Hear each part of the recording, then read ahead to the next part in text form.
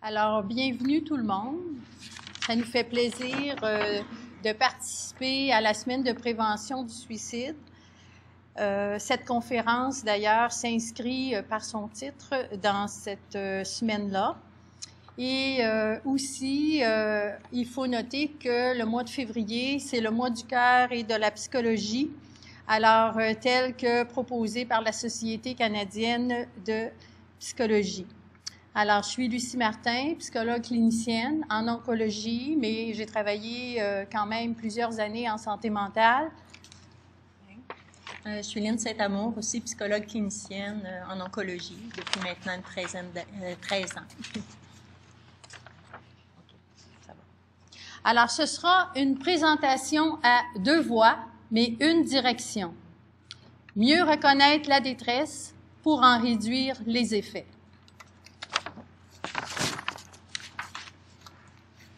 Alors, les objectifs que nous aimerions rencontrer lors de cette présentation, c'est être capable, nous souhaitons que vous serez capable de reconnaître la détresse et que vous serez plus sensibilisés à ces manifestations. Dans un deuxième temps, nous espérons pouvoir vous donner des idées pour mobiliser les ressources, vos ressources, pour en réduire les effets de cette détresse. Alors, voici le plan de la présentation. D'abord, il y aura une introduction. C'est très large comme concept, la détresse. Alors, nous sommes partis de quelques questions de départ pour en définir un contexte particulier. Il y aura des définitions qui seront apportées. Il y aura par la suite, dans un troisième temps, un exposé de différentes manifestations de la détresse, et ce, vu sous plusieurs angles. Ensuite, dans un quatrième temps, on regardera comment on peut mobiliser des ressources, ces ressources, élaborer des stratégies pour en réduire les effets. Tout cela en illustrant avec des exemples variés, diversifiés et concrets. Et ensuite, le mot de la fin, la conclusion. Alors, nous sommes partis d'une grande question. Comment saisir la réalité complexe d'une personne en situation de détresse? Nous sommes tous des êtres d'histoire et tout au long de notre parcours de vie, il y a des obstacles à franchir et des défis à relever. Ces derniers peuvent servir de tremplin ou amener un déclin. C'est comme si, entre le fondement de ce que nous sommes et l'effondrement possible lors d'épreuves, il y avait un éventail d'opportunités et de transformations qui peuvent se présenter à nous. Ce survol sur le thème de la détresse ne sera pas abordé sous l'angle des troubles mentaux, car d'une part, on peut se poser la question, est-ce que la souffrance psychique est nécessairement du côté de la pathologie? Et dans un deuxième temps, on peut se demander, est-ce que l'absence de souffrance détermine nécessairement une bonne santé mentale? Ce sont deux questions que Furtado, en 2005, avait énoncées dans un texte. Donc, deux questions qui demandent réflexion. Souffrir n'est pas une maladie en soi, mais une situation d'existence à laquelle nul n'échappe. Il s'agit plutôt d'une expérience humaine, commune et universelle. Et c'est dans ce sens que nous l'aborderons, c'est-à-dire dans le sens d'un processus dynamique et singulier. Alors, je laisse la parole à ma collègue.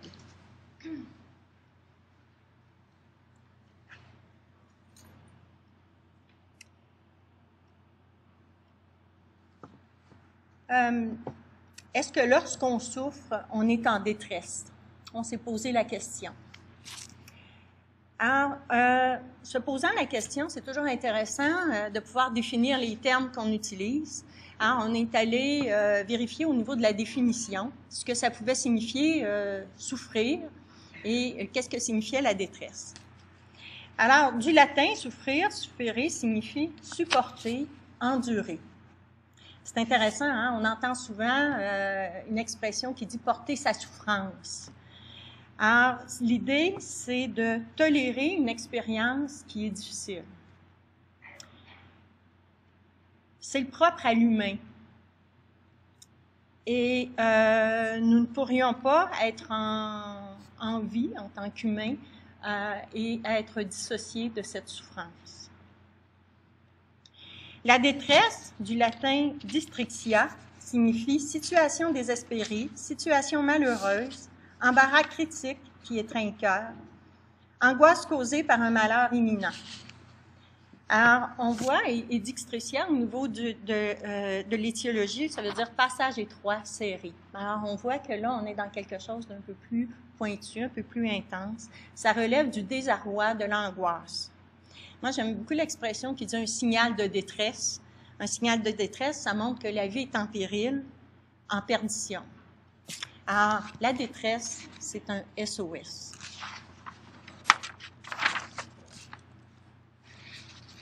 Oups. Des mots qui parlent des mots. Chacun a ses représentations de la détresse. Chacun en a une expérience. Puis, elle revêt différents visages,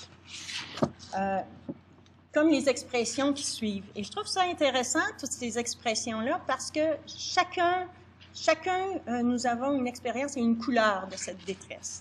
Alors, on peut parler de mal de vivre, d'anxiété importante, de crise, de désespoir, de problèmes multiples, impasse, dépression, désintérêt, isolement, intimidation, violence, cruauté, menace, angoisse, chagrin profond, misère, pauvreté, désolation, malheur, danger grave, découragement, abus, échec, rejet, isolement, drame, trauma, idées morbides, congédiement, séparation, deuil, perte, inadaptation, déracinement, fatalité, malédiction, être dans le trouble, virer fou, mal de l'âme, etc.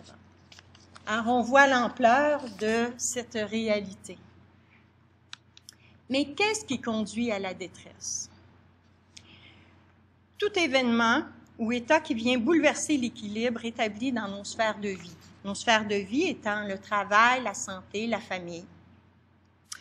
Cet événement sera interprété et vécu par la personne comme une menace pour son intégrité physique ou psychologique. Et cet événement générera des affects, l'affect étant un état affectif, dans le cas de la détresse, un état affectif pénible, variés qui auront des effets sur le plan physique et interpersonnel. Dans le fond, c'est l'atteinte à une vulnérabilité qui est en nous. Ça s'inscrit aussi parfois dans un processus. À ce moment-là, ça donne des signes. Le processus prend parfois la forme d'une escalade. Hein? Et à ce moment-là, ben, il est possible de prévenir la détresse. On va se donner un exemple pour bien saisir. Comment peut survenir la détresse?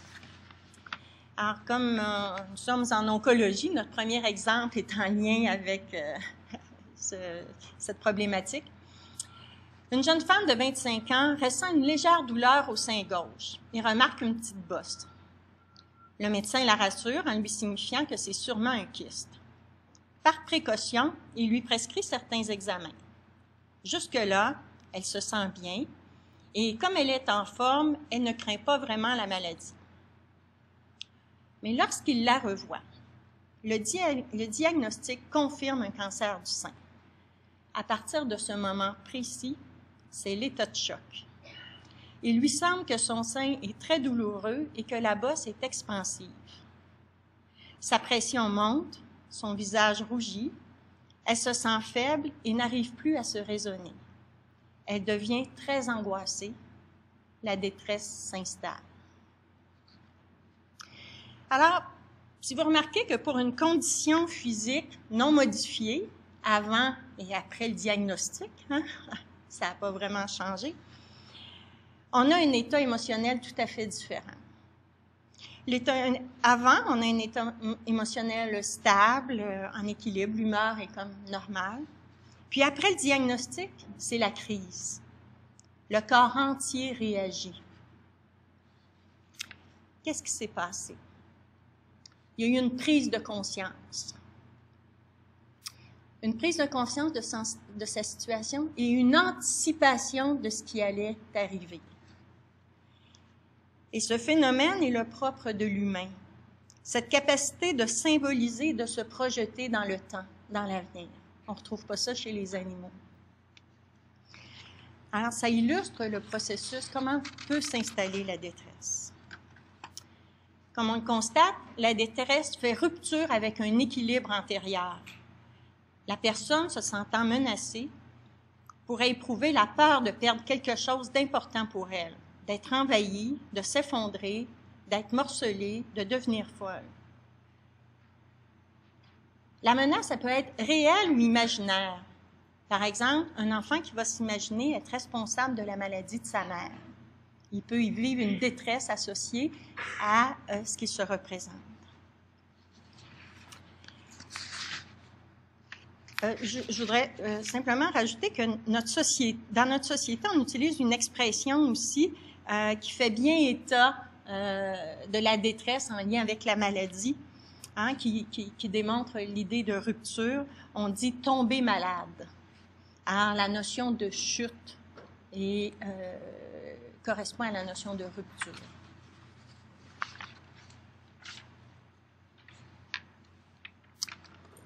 Il y a des facteurs qui influencent le niveau de détresse qui va se vivre chez la personne. Bien sûr, il y a toutes les prédispositions, il y a toute l'histoire de vie avec les événements qui l'ont parsemé. Et on a repéré quelques autres facteurs qui pouvaient être importants. Un des premiers facteurs, c'est le moment d'apparition, la période de vie. Vous savez, durant notre vie, il y a des périodes qui sont plus fragiles, des périodes de passage, des périodes de transition. Pensons par exemple le passage de l'enfance à l'adolescence, au jeune adulte, à la vieillesse et ensuite la mort. Pensons aussi au fait d'être célibataire, d'être en couple et après parent. Alors, ce sont des périodes de transition et lorsqu'il y a un événement qui va faire rupture, ça peut être plus difficile de faire face à la détresse. Un autre facteur, c'est la perception et l'interprétation attribuées à l'événement. On sait très bien que le sens qu'on va donner à un événement et l'importance que cet événement-là va avoir dans notre vie va générer plus ou moins de détresse. Prenons par exemple 10 personnes qui vivent une même catastrophe. Ce n'est pas dit que les 10 personnes vont avoir la même perception et la même interprétation de cet événement-là. On peut penser que peut-être 2 sur 10 vont vivre un niveau de détresse élevé, alors que d'autres vont vivre un niveau de détresse moins élevé. Il y a aussi la question d'intensité et de fréquence. Intensité faisant référence à la portée, la grande portée que peut avoir un événement, et la fréquence à la répétition. Pensons par exemple à l'intimidation, un phénomène dont on entend souvent parler. Alors on peut penser que quelqu'un qui fait face à de l'intimidation risque d'être en détresse. Un autre élément dont on ne parle pas souvent, mais qui nous paraissait très important à souligner, c'est le seuil de tolérance. On a tous un seuil de tolérance différent. Prenons l'exemple de la violence. C'est surprenant parfois que quelques personnes qui vont être témoins d'un événement violent vont réagir de façon différente. À cause justement de leur seuil de tolérance, on peut avoir un seuil de tolérance très élevé, donc on va être moins affecté, on va être moins en détresse face à un événement versus quelqu'un d'autre qui aurait un seuil de tolérance moins élevé. Un autre facteur important, l'impact dans la vie quotidienne. Par exemple, un contexte de maladie. On peut penser qu'un cancer, par exemple, l'annonce d'un diagnostic vient bouleverser toutes les sphères de vie. et par le fait même, plus que les sphères de vie sont grandes, plus qu'ils sont affectés, plus que ça va être difficile pour la personne de retrouver un équilibre, plus que la détresse risque d'être grande. Enfin, un dernier, le soutien. On parle d'accessibilité et de disponibilité. Le soutien, c'est important. Le soutien, c'est le réseau, c'est les gens qui sont autour de nous. Parfois, ils sont accessibles, mais ils ne sont pas disponibles. Hein? Parfois, les gens vont être autour de nous, mais ils sont trop occupés. Ils ne peuvent pas nous écouter. Alors, ça va être important, ça va jouer beaucoup, parce que ce qu'on dit très souvent, c'est dans la détresse, ne restez pas seul. C'est important d'être entouré. Alors, j'ai pensé à un exemple, pour faire suite à l'exemple de Lynn. Un homme de 45 ans, père de 3 adolescents, est confronté à une séparation de couple. Monsieur est pris de court malgré les efforts qu'il déploie pour sauver leur union. L'issue demeure défavorable. Monsieur se sent abattu. Il nous fait part qu'il a perdu sa mère lorsqu'il était très jeune, ce qui, à son avis, le rend plus fragile aux séparations. Très affecté, il commence à avoir des problèmes au travail et se réfugie dans l'alcool pour passer au travers de cette épreuve. Ici, on voit bien père de 3 adolescents, passage, transition, peut-être risque de turbulence, un des premiers facteurs. On voit aussi qu'il fait beaucoup d'efforts, mais la séparation est inévitable. Il peut vivre ça comme un échec. L'affect, les émotions, il se sent abattu. Et pour essayer de diminuer cet abattement-là, il va consommer de l'alcool, ce qui va avoir des répercussions au niveau de son travail. On note aussi, comme antécédent, une fragilité. Donc, c'est sa 2e séparation importante. Alors, on peut penser que cet homme-là va être en détresse. La souffrance, une subjectivité. On ne peut pas connaître le degré de souffrance d'une personne juste en l'observant. Il faut lui en parler, il faut lui demander. La personne est la seule à pouvoir s'exprimer sur le sujet. Et il est toujours préférable de vérifier auprès d'elle comment elle vit sa condition. Combien de fois on entend dans nos bureaux des phrases du genre « Quelque chose s'est brisé en moi, rien n'est plus comme avant, j'ai perdu mes repères, est-ce que je deviens fou? »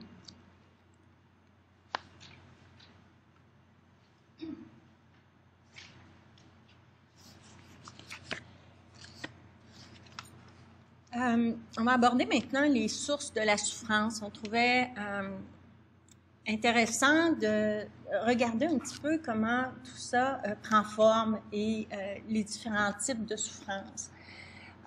Nous, on a retenu principalement 3 sources de souffrance, de détresse, par rapport à soi, par rapport à l'autre et par rapport à l'avenir. Alors, la souffrance par rapport à soi, une des conditions difficiles, c'est quand il y a une incapacité à s'estimer soi-même. Alors, on dit souvent que nous sommes nos pires ennemis et on est exigeant envers nous-mêmes. Puis, cet idéal-là qu'on se crée, on sent qu'on a besoin d'être à la hauteur de ça. Et si on n'y arrive pas, bien, on a tendance à s'auto-dévaloriser. Alors, c'est une première source de souffrance. La deuxième, c'est au niveau de la culpabilité. Avoir l'impression d'avoir provoqué ces malheurs. Être responsable de tout ce qui va mal. Qu'est-ce que j'ai fait pour mériter cela? Où est ma faute? Ou certains pourront dire aussi, qu'est-ce que j'ai fait au bon Dieu? On entend ça régulièrement. Comme si tout ça était une punition. Hein? Qu'on avait à payer le prix d'une dette. Une autre source, c'est le sentiment de perdre le contrôle sur sa vie. Ça, c'est quand il y a ébranlement de tous les repères qui ont guidé notre vie, hein, à travers la maladie, à travers des événements difficiles. Plusieurs de nos patients expriment cette réalité-là. Je dis patients, hein, mais on pourrait même parler de collègues, on peut parler des gens qu'on côtoie, parce qu'on n'est personne à l'abri de cette réalité-là. Alors, on s'y inclut aussi. L'ébranlement des repères, souvent en oncologie, j'entends souvent le fait que j'ai fait tout ce qu'il fallait pour être bien, je me nourrissais bien, je faisais de l'exercice, je respectais, tu sais, j'avais un bon sommeil. On a l'impression qu'on a tout fait, un bon travail, je suis bon avec les autres, en tout cas un ensemble, il y a un effort pour que les choses soient bien faites. Et que malgré tous ces efforts-là, la maladie peut frapper quand même. C'est quand cela arrive, qu'on a l'impression qu'on a le contrôle sur notre vie, qu'on fait tout ce qu'il faut pour que ça aille bien, puis que finalement ça ne va pas bien, bien, ça provoque vraiment le sentiment qu'on perd le contrôle sur notre vie. Qu'est-ce que je dois faire maintenant, hein, si j'ai l'impression de tout faire pour que la vie aille bien? Alors, dans cette situation-là, il y en a qui vont avoir l'impression que leur vie est foutue, puis de ne plus être capable de réaligner les choses, finalement. C'est pas tout à fait le cas, hein? On le sait. Souvent, cette perte de contrôle-là nécessite, ça détermine qu'il y a un changement important à faire. Il y a peut-être quelque chose qui est mal ajusté dans ce qui est vécu. Puis on sait que les changements, bien, sont difficiles à faire. Hein? C'est pas évident. On le voit avec notre système de santé là, actuellement. Un changement, c'est difficile à faire. Il y a aussi la réminiscence. Ça, c'est le si. Si j'avais fait autrement. Hein? C'est de ruminer son passé. C'est une source de souffrance, ça aussi. Être hanté par un souvenir difficile ou une expression troublante. Quand ça devient une obsession au détriment de la vie, de ce qui a cours, au détriment du présent, quand ça nous paralyse, ben, on se retrouve dans une situation de détresse. Ça nous empêche de vivre, d'avancer. Ça nous empêche aussi d'être avec les autres. Comme exemple, je pense à une mère qui, il y a plusieurs années, a perdu son enfant et qui n'est pas capable de se raccrocher au présent. Elle veut tellement pas perdre ce qui a été vécu avec son enfant qu'elle s'entretient dans ce temps-là. Et elle n'arrive pas à s'ajuster et à s'adapter à la réalité actuelle. On peut parler de détresse. Alors, la source de souffrance par rapport à autrui, c'est parce qu'il y a une petite erreur sur le PowerPoint. C'est par rapport à autrui qui devrait figurer. Oui, ça a été changé, là. C'est pour ça que ça m'a mélangé, excusez-moi. Alors, lisez autrui. Ça pourrait peut-être aussi s'appliquer à soi à un certain niveau. Alors, c'est la colère. Le premier point, c'est l'état de colère. On dit souvent, la personne n'arrive pas à décolérer. Quand on est en colère, il y a un niveau de tension très, très élevé. Si cette colère-là se maintient dans le temps, bien, elle va avoir des effets importants sur notre corps, dans nos relations, un peu partout, et on va se retrouver en détresse. Et la colère, c'est un sentiment d'injustice. Et puis, ça amène une difficulté à être en lien avec autrui. Puis, quand on est en colère, on n'est pas dans une situation où on peut faire des compromis. Hein? On est vraiment comme centré sur un problème là qu'on veut pas laisser aller. Parfois, c'est justifié. Puis parfois, non aussi. La colère, ça dépend aussi de comment on interprète les choses. On peut être en colère pour quelque chose qui objectivement, ne devrait pas engendrer de colère. Alors, c'est un phénomène subjectif. Il y a l'incompréhension, qui est aussi une source de souffrance. Ça confine à un sentiment de solitude, à une grande solitude. Ça, c'est personne ne me comprend. je suis seule au monde, ça engendre un repli sur soi. On est dans l'incommunicable. C'est pas tout à fait faux hein, qu'on est seul. Je pense que derrière ça, il y a une réalité, mais il y a aussi un vivre ensemble. Et puis, la solitude, ben, ça nécessite aussi d'assumer, il faut en assumer une certaine part parce que c'est la réalité des choses aussi. L'autre point, c'est l'incapacité à demander de l'aide. Ça, on voit ça fréquemment. On sous-évalue l'importance de l'interdépendance puis de la notion de réciprocité. Je ne sais pas si c'est par orgueil, parfois peut-être, mais c'est aussi, je pense, appuyé par des valeurs sociales. Dans notre société, on valorise beaucoup l'indépendance et l'autonomie, puis je dirais que parfois, c'est au détriment de l'humilité et de la générosité. Puis on oublie que c'est rassurant pour soi d'aider quelqu'un aussi, parce que ça suppose que quand on se retrouvera dans une situation difficile, il y aura peut-être quelqu'un pour nous aussi.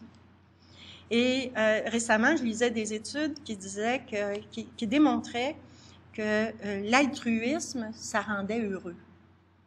Alors, allons-y. Hein? Permettons-nous ça pour soulager notre souffrance. Je pense que j'ai sauté l'attente en lien avec l'idéal. L'idéal de l'autre qui ne correspond pas au nôtre, notre idéal. Hein?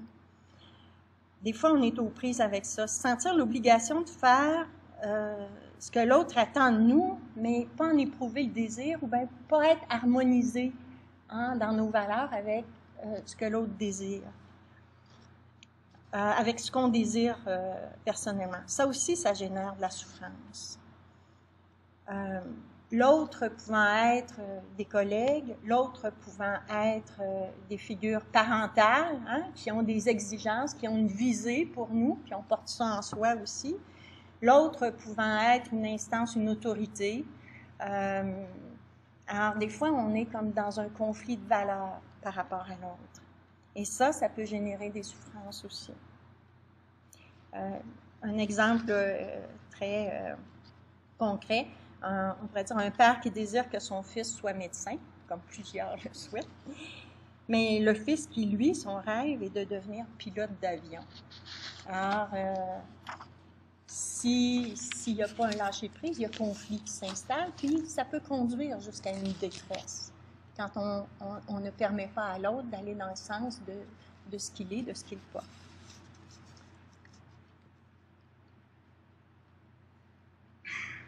Lisez ici par rapport à l'avenir, parce que c'est source de souffrance par rapport à l'avenir et non pas par rapport à soi. C'est quelle est notre perception de l'avenir lorsque les projets ne se réalisent pas comme on l'aurait souhaité? Hein?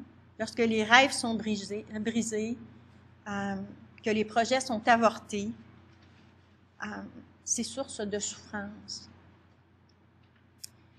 Souvent, je donnerai l'exemple, dans un couple, hein, quand il y a séparation, on a à changer nos habitudes, on a changé d'environnement, tout ça, c'est difficile. Mais ce qui est le plus difficile, le deuil le plus difficile à faire, c'est le deuil du rêve qu'on a construit ensemble. Et ça, ben, c'est long, c'est un long cheminement avant qu'on puisse changer nos aspirations, nos désirs, nos rêves. Est-ce que nous avons l'impression que notre vie a un avenir? Est-ce que notre avenir est ouvert, plein d'opportunités et de ressources, ou est-ce qu'on le voit comme un avenir fermé avec une absence de possibilités? Dans le fond, c'est une question de confiance en ses propres ressources, en la vie, question de tolérer l'incertitude. C'est aussi une question de flexibilité, de croire qu'il y a des opportunités, que des expériences de vie qui sont valables. C'est toute l'ambivalence entre l'espoir versus le désespoir que quelque chose de bon puisse arriver. La souffrance isole, je vais le passer quand même assez rapidement parce qu'on en a parlé un peu tantôt. L'impression d'être élu pour la souffrance. Hein? Pourquoi moi? Je ne méritais pas ça, j'ai un mauvais karma. L'expérience est difficilement communicable. Comment parler d'une atteinte à son intégrité? Quand on vit quelque chose d'expérientiel, il y a une limite dans ce qu'on peut partager avec l'autre. Et la personne qui vit cette souffrance-là peut avoir l'impression que son entourage est détaché, indifférent, à cause de cette incommunicabilité.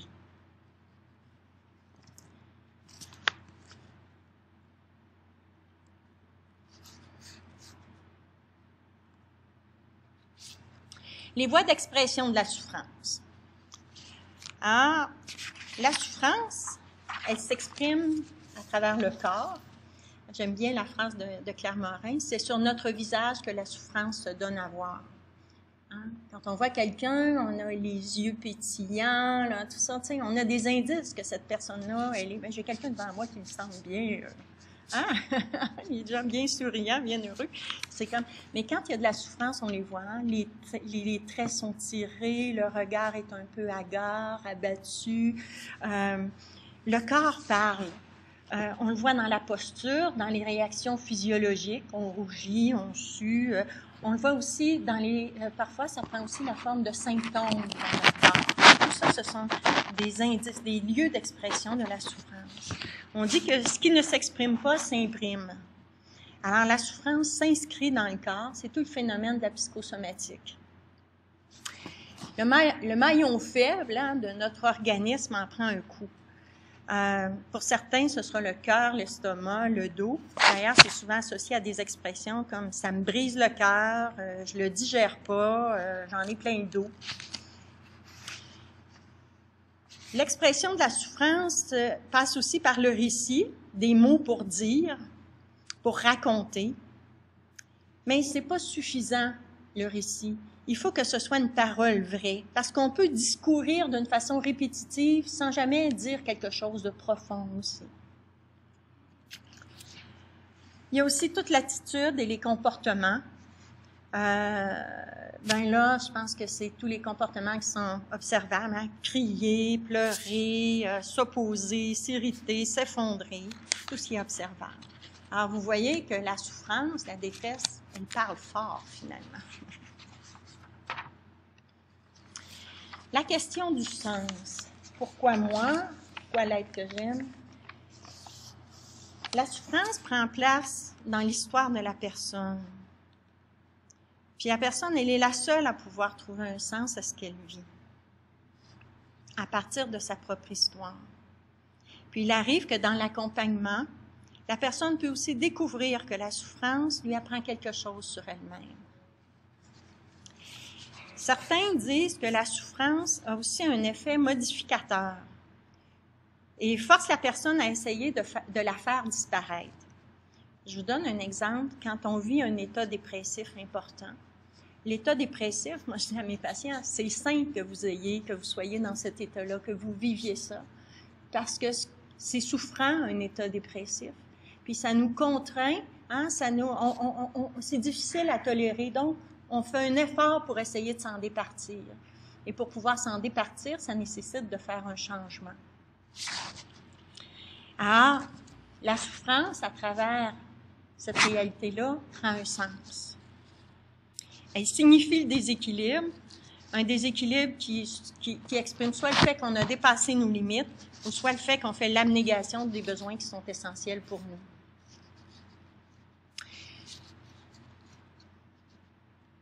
Alors, il y a le sens que la personne se donne à elle-même, mais il y a aussi le sens donné par la société.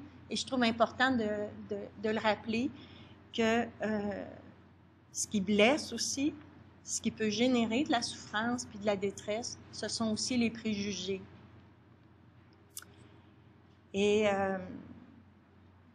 souvent, la personne qui est malade ou qui est en grande détresse, dans notre société, on a tendance à la juger fautive d'être malade ou responsable de ce qu'elle vit.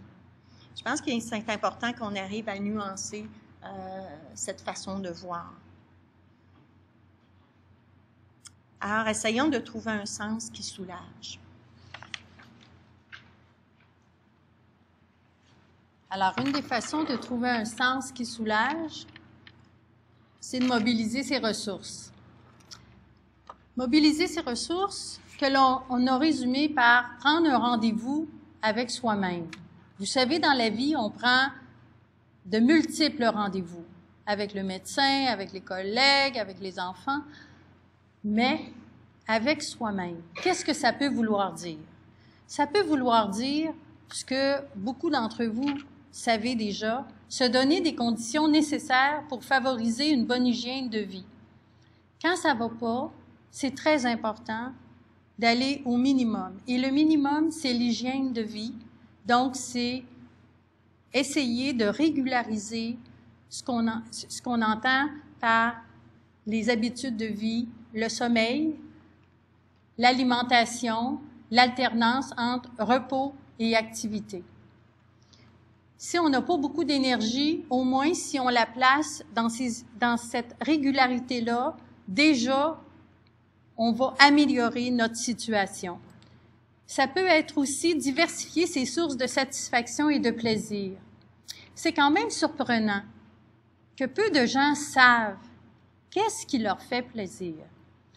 Souvent, ils savent ce qui ne leur font pas plaisir et ce qui les insatisfont. Mais c'est important de garder une liste à quelque part de qu'est-ce qui nous fait du bien. Et quand ça va pas bien, on peut s'y référer pour essayer de trouver des activités qui pourraient nous redonner de l'énergie. Ça peut vouloir dire aussi réévaluer ses priorités dans la vie. On a tous des priorités, mais pour certaines personnes, les priorités ont tous le même degré d'urgence ou d'importance. Alors, c'est important quand on est en situation de détresse de prioriser les activités qui nous semblent à ce moment-là les plus importantes. Enfin, reconnaître ses limites et ses forces en tenant compte de ses choix de vie. C'est important, on en a tous, des forces et des limites. Et quand on est en détresse, on risque d'oublier nos forces et de juste penser à nos limites. Mais on a les deux. Et il faut apprendre à composer avec les deux. Augmenter son seuil de tolérance face à l'angoisse, à l'inconnu, à l'incertitude. C'est pas facile. C'est pas facile, ces trois aspects-là. Hein? On se sent en perte de contrôle. Et quand on se sent en perte de contrôle, il nous semble que c'est plus difficile. Alors, on peut peu à peu trouver des moyens pour augmenter notre seuil de tolérance. Ça peut être en parlant avec des gens, par exemple. Ça peut être de distinguer dans quel élément de cette angoisse-là, cet inconnu, cette incertitude-là, on peut retrouver des éléments de contrôle. C'est être aussi dans la vie. Même si au départ, les moments d'apaisement, de calme sont plus difficiles à avoir, même s'ils sont de courte durée, être capable de les reconnaître, c'est très important. Ça peut être aussi mobiliser ses ressources, créer ou ouvrir un espace pour réfléchir. Par exemple, les arts, l'écriture, la musique, aller marcher dans la nature, ça peut permettre un espace où on peut se recueillir, où on peut faire le point pour retrouver un peu d'énergie. Et comme on le dit si souvent, quand on est occupé, on est moins préoccupé. Dans le vivre ensemble, les désaccords sont inévitables. Mais si on essaie de différencier, est-ce qu'il s'agit d'un malentendu? Est-ce qu'il s'agit de maladresse? Est-ce qu'il s'agit de malveillance? Trois mots qui commencent par mal, mais qui n'ont pas la même portée. Ça peut vouloir dire aussi apprendre à négocier. Négocier avec soi-même, donc peut-être accepter de ne pas être parfait, de ne pas être dans la toute-puissance, hein? reconnaître, comme on disait tantôt, ses forces et ses limites. Et ça veut dire aussi apprendre à négocier avec les autres. Ça veut dire que dans une situation, on peut vivre soit des compromis ou soit un conflit. Mais si on va vers le compromis, ça veut dire qu'on accepte de perdre un peu et que l'autre accepte de perdre un peu pour qu'on puisse ensemble continuer à faire la route. Ça peut être aussi parler à des personnes de confiance pour entendre d'autres points de vue, élargir nos horizons et peut-être aller vers des solutions nouvelles. Pour la personne qui accompagne une personne en détresse, ça peut être de signifier à la personne en détresse qu'elle a de la valeur, que sa vie a de la valeur. Ça peut être aussi simple que de dire « Sais-tu, tu m'inquiètes. J'ai remarqué des changements. Est-ce que tu en es conscient? Est-ce que tu as besoin d'aide? » Ça peut être aussi simple que ça. Ça peut être aussi essayer de contenir lorsque la personne parle, lorsque la personne exprime des émotions comme la peur, la colère, la peine. Parce que si on est deux personnes qui vivons les émotions à la même intensité, on ne pourra pas aider. Alors, essayez de laisser un peu d'espace à l'expression de la personne en détresse, quitte après à aller en parler avec quelqu'un d'autre, à aller voir une autre personne. Mais c'est important. On ne peut pas aider une personne en détresse si nous-mêmes on est en détresse. Ça peut être aussi être présent, être là, écouter, poser des gestes simples, un sourire, un bonjour. C'est aussi favoriser la prise de responsabilité parce que souvent la personne qui est en détresse va se présenter comme elle ne peut rien faire, elle est victime de la situation, tout lui arrive. On dit souvent tout me tombe sur la tête. Alors l'encourager à une prise de responsabilité et l'aider à assumer ses choix, prendre des risques et les conséquences qui y sont associées. C'est en fin de compte essayer de l'aider à sortir de l'enfermement pour permettre une expérience partagée. On entend souvent les gens qui viennent nous voir du fait qu'ils sont malades, dire « Écoutez, je me sens tellement différent des autres, j'ai l'impression que je suis en marge de la société, j'ai plus le sentiment d'utilité que j'avais. » Et le fait de prendre soin, le fait d'entourer cette personne-là avec des soins et de l'encourager à prendre des décisions peut lui permettre de réintégrer sa place. Il y a aussi toutes les ressources externes, les groupes d'entraide, le soutien du personnel médical et paramédical, les organismes communautaires, Centre de prévention du suicide et Tel-Aide Québec. Pour conclure, être aspiré par la souffrance ou rebondir. Nous avons tous des moments de fragilité qui peuvent entraîner une détresse, un déséquilibre ou une désorganisation dans notre vie. Mais c'est à chacun de nous de trouver des façons de composer avec la souffrance qui nous habite, la souffrance que l'on voit, et par le fait même d'affirmer encore et toujours notre désir de vivre. Merci.